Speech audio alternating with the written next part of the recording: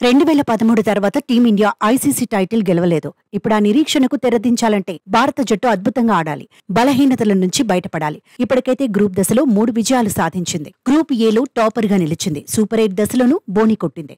ఆఫ్ఘనిస్తాన్ పై విజయం సాధించింది. ఘనంగానే పాయింట్ల ఖాతాను తెరిచింది. సెమీస్ చేరాలంటే కనీసంగా 2 విజయాలనే సాధించాలి. మెరుగైన రన్ రేట్ ఉండాలి. కానీ సెమీస్ దశను దాటాలంటే వరల్డ్ క్లాస్ ఆట తీరును చూపించాలి. ఇప్పటికైతే భారత జట్టు ఆ రేంజ్ లో ఆడలేదనే చర్చ జరుగుతోంది. ముఖ్యంగా ఏ జట్టుకైనా శుభారంభాలు ముఖ్యం. ఓపెనర్లు దంచేస్తేనే తర్వాతి బ్యాటర్స్ పై ఒత్తిడి ఉండదు.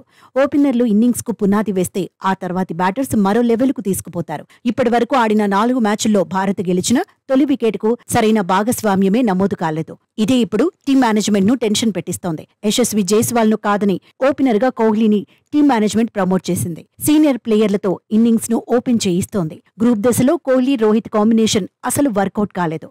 సూపర్ 8 దశలో తొలి మ్యాచ్లోనూ ఓపెనింగ్ జోడీ విఫలమైంది. నిజానికి క్రీజ్ లో ఉన్నంతసేపు పరుగుల కోసం రోహిత్ కోహ్లీ ఇబ్బంది పడినట్టుగా కనిపించింది. పరుగుల ఖాతా తెరిచేందుకు విరాట్ 4 బంతులు తీసుకున్నాడు. ఒక బౌండరీ కొట్టిన హిట్ మ్యాన్ ఇన్నింగ్స్ లో డాట్ బాల్స్ ఎక్కువే ఉన్నాయి. 13 బంతులు ఆడిన టీమిండియా కెప్టెన్ 8 పరుగులే చేశాడు. స్ట్రైక్ రేట్ 61.54 మాత్రమే. గత 3 మ్యాచ్లతో పోల్చితే విరాట్ కోహ్లీ కాస్త బెటర్ గానే కనిపించాడు. కానీ స్ట్రైక్ రేట్ గొప్పగా ఏమీ లేదు.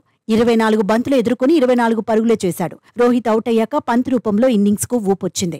విరాట్ పెవిలియన్ చేరాక బ్యాటింగ్ బాధ్యతను సూర్యకుమార్ యాదవ్ తీసుకున్నాడు. ఆ తర్వాత హార్దిక్ పాండ్యా కూడా స్కోర్ పెరిగేందుకు కారణమయ్యాడు. రోహిత్ కోహ్లీ ఆటను చూసినప్పుడు బార్బడోస్ పిచ్ బ్యాటింగ్ కు కష్టంగా ఉందేమో అనే చర్చ జరిగింది. కానీ పంత్, సూర్యకుమార్ యాదవ్, హార్దిక్ పాండ్యా ఆట చూశాక అలాంటిదేమీ లేదనిపించింది. అందుకే ఇప్పటికైనా కోహ్లీ, రోహిత్ పంజా విసిరాలని టీం మేనేజ్మెంట్ కోరుకుంటోంది.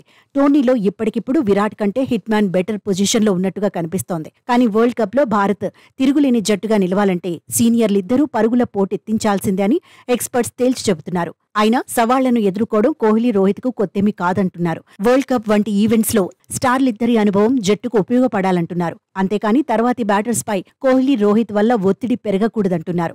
రవీంద్ర జడేజా, శివం దుబే విషయంలోనూ టీం మేనేజ్మెంట్ పునరాలోచించాలంటున్నారు. తుది జట్టుపై సమీక్షించుకొని సరైన ప్రణాళికలతో ముందుకు సాగాలంటున్నారు.